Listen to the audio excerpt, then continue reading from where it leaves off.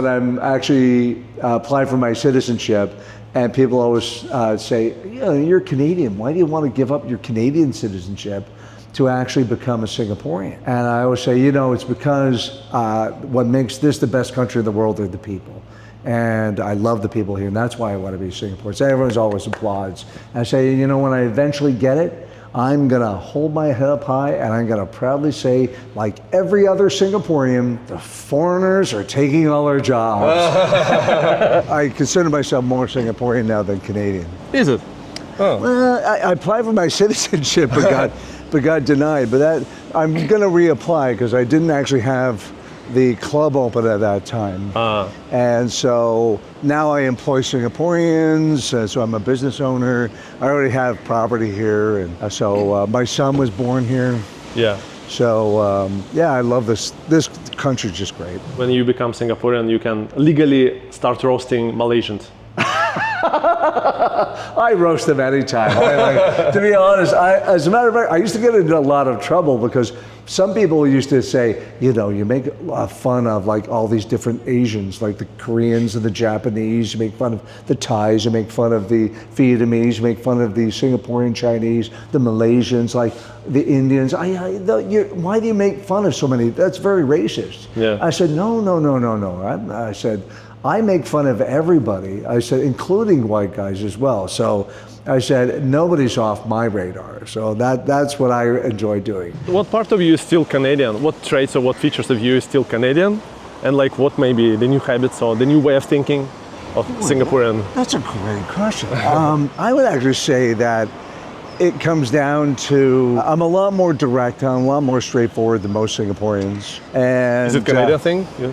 Because Canadian has the reputation of being like super polite. They are very polite. Yeah.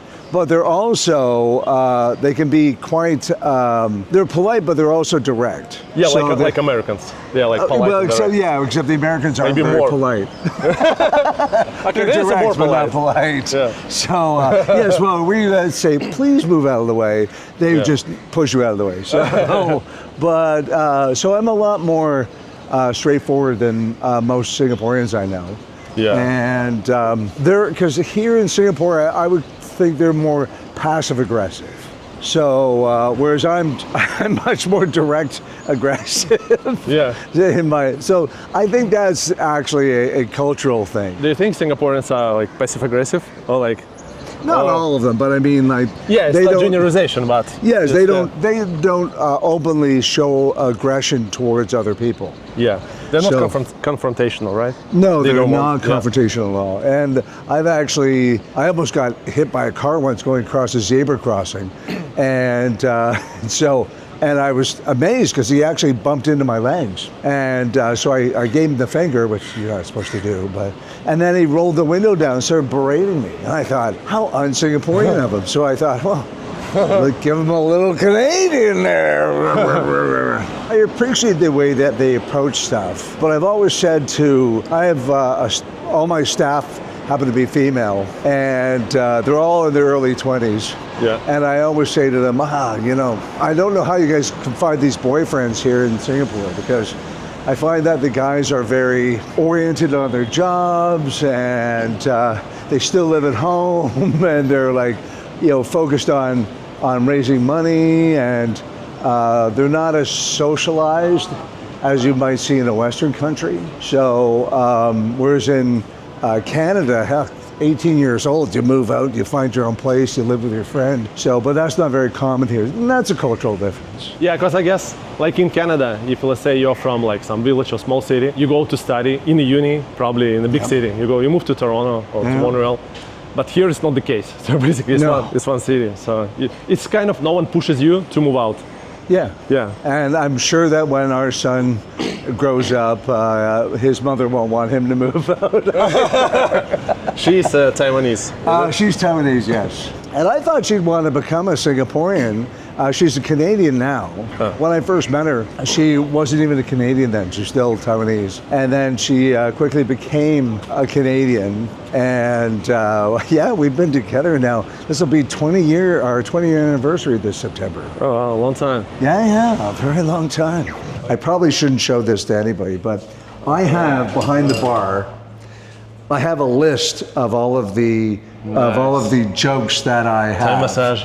Thai massage. That Thai massage one is, I'll say, I went to it for a Thai massage for the very first time last week because I hurt my shoulder, and one of the girls was giving me a massage. She said, "Oh, by the way, it's very normal during one of these massages to get an erection." I said, "I don't have an erection." She said, "No, I don't mean you."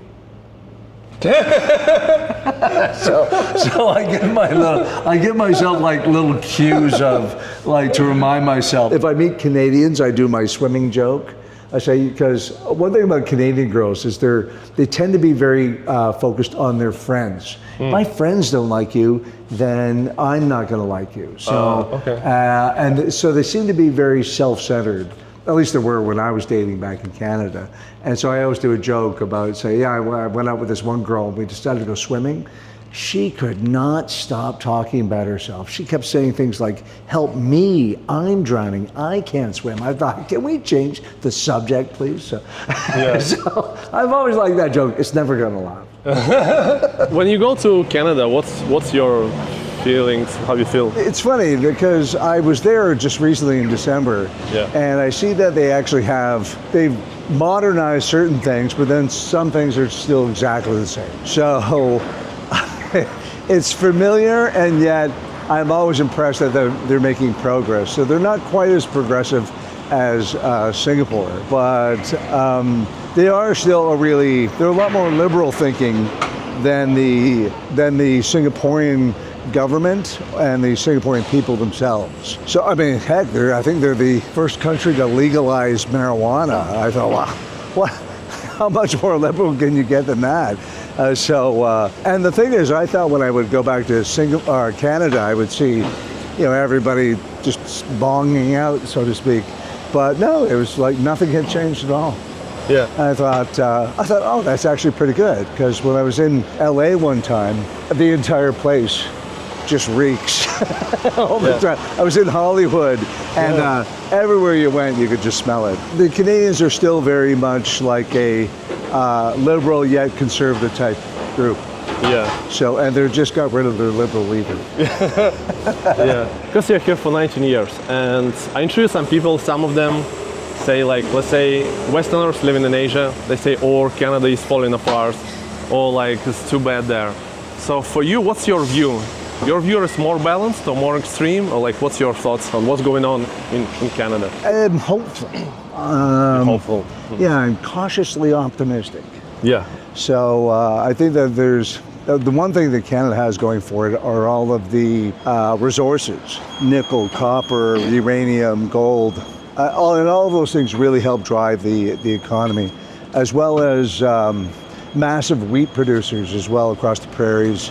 So I'm very hopeful that Canada will continue its growth, its economic growth, and it seemed to have stagnated a bit. But I'm very hopeful. I mean, if you comparatively to the neighbor to the south, I think they're doing much better in regards to how they approach their citizens and how they work with them. There's still a long way to go, and there's still a lot of extremism.